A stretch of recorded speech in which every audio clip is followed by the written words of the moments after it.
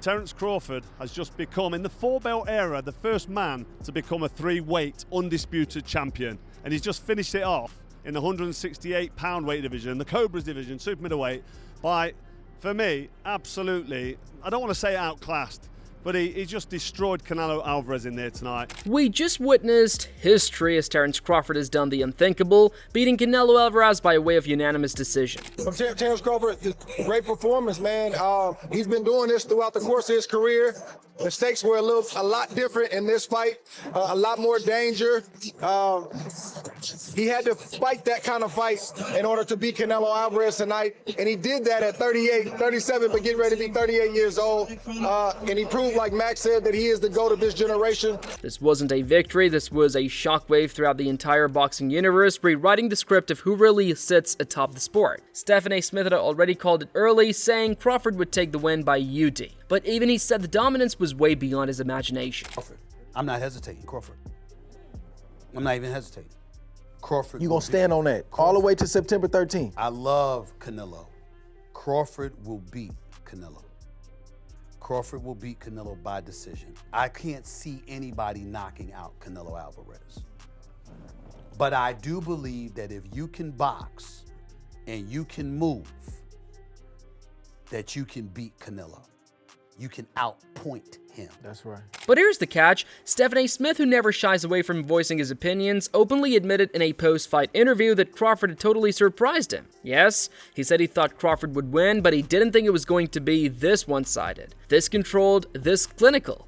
Smith described Crawford as ripping apart Canelo in ways that didn't even he anticipate himself. But did Crawford have enough power and boxing skill to keep Canelo off of him to some degree? For the most part, that answer was yes. But then he stepped in there and he exchanged back and forth on several occasions and survived and prospered. And I got to give credit where credit is due. I picked him to win by decision, but I never expected. I expected the boxing superiority. Roy Jones Jr., however, was not surprised in the least. In reality, he had previously stated that he thought that Crawford was going to take it, and the fight went down just the way he envisioned it. For Jones, this wasn't a surprise upset, it was like witnessing a prediction come true. He said that Crawford's timing, footwork, and defensive acumen were always going to cause Canelo issues, so when Crawford overpowered, Jones merely nodded and said he knew this was the result all along. He boxed a beautiful performance, a beautiful night, kind of like I thought it would be. Took a page out of Eric Sunday Law's book and made it work for himself. And then there was Teddy Atlas, the iconic trainer and commentator. He dissected what Crawford had to do in order to defeat Canelo, and the amazing thing was, Crawford perfected it. Atlas emphasized Crawford's employment of distance, his tempo control, and his restraint in not taking Canelo's baits. He described it as not luck, this was brilliance. Are you kidding me? A beautiful display. That's the sweet science. That's what it is. That's what we talk about when we talk about the sweet science. All night long, Crawford made Canelo a day late, $1 short. All night. Talking about the bigger man, the advantage of the bigger guy. How about the faster guy? How about the smarter guy? How about the quicker guy? How about the guy not only won on the outside, but even beat him at his own game on the inside? Please, Timmy. Andre Ward, a man who knows greatness well more than nearly everybody, went to another level. He did not just applaud Crawford's victory, he crowned him. Ward labeled Terence Crawford the best fighter of his generation, something not readily bestowed. Ward described how with this victory, Crawford's record rises higher than anybody else's right now. This was more than defeating Canelo, this was about making legacy, demonstrating skill versus power, and establishing that Crawford is in every single discussion of boxing greatness. From Terence Crawford, great performance, man. He's been doing this throughout the course of his career. The stakes were a lot different in this fight, a lot more danger. He had to fight that kind of fight in order to beat Canelo Alvarez tonight, and he did that at 37, but getting ready to be 38 years old. And he proved, like Max said, that he is the GOAT of this generation. Keith Thurman also chimed in with a very technical breakdown explaining exactly how Crawford recorded this historic win. He elaborated that Crawford's ring IQ was on full display, constantly adjusting, never giving Canelo a chance to gain rhythm. I'm gonna let you know that you witnessed what is called a notorious boxing clinic. This is everything done right, okay? First, he worked behind the jab, people. Boxing 101. Set your shots up behind the jab. Canelo froze up. He was able to minimize the pressure. Step 2, use the ring. Use the ring. Get to the outside. Make Canelo pivot. Make him pivot. Don't let his feet settle. Okay? Pick your spots. This was a notorious hit and don't get hit. That's boxing 101, people. It's actually the definition of boxing. Thurman doubled down on his critic, insisting that what made Crawford different from so many other fighters was his capacity to evade Canelo's most damaging punches. He described how Crawford didn't merely defend, he countered. Each time Canelo missed with a swing, Crawford made him pay. This put Canelo into hesitation mode, completely taking him off his normal rhythm. Thurman explained that this equilibrium of offense and defense is the reason Crawford not only endured Canelo's power, but dominated him outright. Crawford was tagging him, not just with the jab, moving, but he was able to do another key factor, which is get respect in the ring. He was able to hold his ground in pockets, work the body, go toe-to-toe, and catch him with that speed. Bah! With that speed, the straight left, the little uppercuts and the hooks to the body. Like I said, people, it was a clinic. Former UFC legend Demetrius Mighty Mouse Johnson also chimed in with the breakdown, offering his own insight as a mixed martial artist. He likened Crawford's movement to that of top MMA footwork, where fighters never remain stationary, always cutting lines and making opponents miss. Johnson clarified that Crawford's ability to remain balanced yet constantly in motion was what enabled him to make Canelo run around in circles. He called it not just boxing IQ, but athletic brilliance, illustrating how Crawford is on a different level. Time he got to a point when he's about to start boxing, he'd just turn him. And then once Canelo would try to hit him, he'll hit him with a 3-push chica mill. And then Canelo's going wider when Crawford is going more up the middle.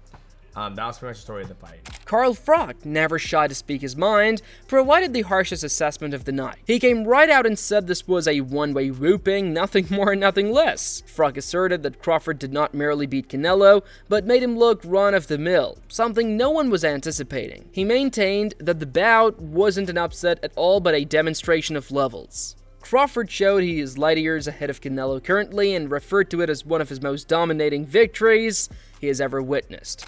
Terence Crawford has just become, in the 4-belt era, the first man to become a 3-weight undisputed champion. And he's just finished it off in the 168-pound weight division, the Cobras division, super middleweight, by, for me, absolutely, I don't want to say outclassed, but he just destroyed Canelo Alvarez in there tonight. Lennox Lewis, another all-time great, lauded Crawford's performance and noted one thing many of us observed. He mentioned Crawford's movement was so smooth and consistent that Canelo just couldn't catch him. Lewis noted that when a fighter becomes frustrated, errors are sure to follow. Following the strategy, and Lewis described it as the best demonstration of brains over brawn within a boxing ring. It looked like Canelo Alvarez almost wanted to walk off at one point.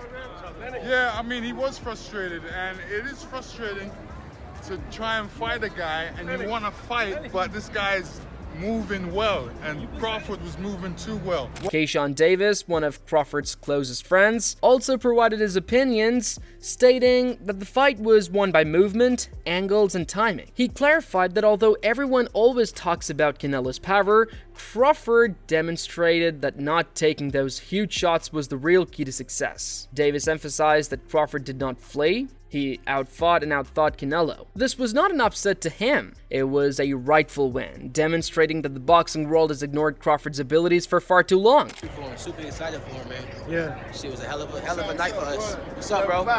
Yes, sir. What do you think made the difference? The speed, really. Yeah. I think it was the main factor. Canelo couldn't really keep up with him. He was too fast. His feet, footwork was too good. Teofimo Lopez also weighed in by noting Canelo's evident frustration during the fight. He noted that Canelo's failure to land clean shots painted the whole picture. According to Lopez, Crawford revealed vulnerabilities that individuals seldom witnessed from Canelo and made him appear human in a manner that had not occurred in years. For Lopez, this battle wasn't a matter of luck or happenstance. It was Crawford putting Canelo in uncomfortable situations and demonstrating what the world calls mastery. Yeah, frustration. There was a weird situation where Canelo did like some weird leg movement, and he looked like he was hurt in some way of injury, but I can't really say. I can't really tell on that part. Nevertheless, phenomenal game plan by Crawford. He did his shit. Lopez also addressed the issue of age, explaining Canelo's movements seem stiff and heavy in relation to the slickness of Crawford. He stated it was apparent that Father Time is beginning to catch up to the Mexican great, and although Canelo is still tremendous, he no longer possesses the same quickness. Lopez believed that this worked right into Crawford's favor, enabling him to overwhelm with speed and reflexes. In Lopez's mind, this fight was as much a show for Crawford as it was a reality check for Canelo. You said that Canelo's feet were very heavy, bro. In this fight, they look super heavy, bro. His feet, like I've never seen them like that, bro. You just start seeing a fighter gradually start decreasing. Yeah. You see the other one resting long period of time, but that didn't give him an issue. David Haney also weighed in, and he wouldn't call this an upset. Haney flat out stated that this was a well-deserved victory by the better man. He described how Crawford didn't get by on fumes. He dominated Canelo start to finish. Haney emphasized that the outcome wasn't surprising if you actually understood boxing. Of a lifetime? Nah, it wasn't an upset. The people that really know boxing knew that it was a good fight. Yeah. It depended on what kind of fight that Bud fought. He fought the fight that he needed to fight to win. Is that how you expect it to go? You want to see a rematch, Devin, or you think it was pretty close? I know it's a lot of money in the rematch, but I want Bud to retire. He accomplished everything in boxing already. He made a lot of money. He should just go spend time with his family. And even Canelo himself acknowledged the truth in a moment of candor. He stated Crawford was a far more difficult opponent rather than even the great Floyd Mayweather. For Canelo to say that indicates the degree of respect he now holds for Crawford. He said Crawford's unpredictability, movement, and style caused him issues that he never experienced before. Canelo lost, but he said he lost to greatness tonight. If you can, compare and contrast the fight between yourself and Floyd Mayweather Jr. and tonight's bout with Terence "Bud" Crawford, if you can. No, I think Crawford is way better than Floyd Mayweather. If you're a fan of fight breakdowns and want to see more of our coverage and huge boxing events like this, then subscribe now by hitting that button. Stay tuned in because the fight game is never sleeping and will always get you ahead of the story.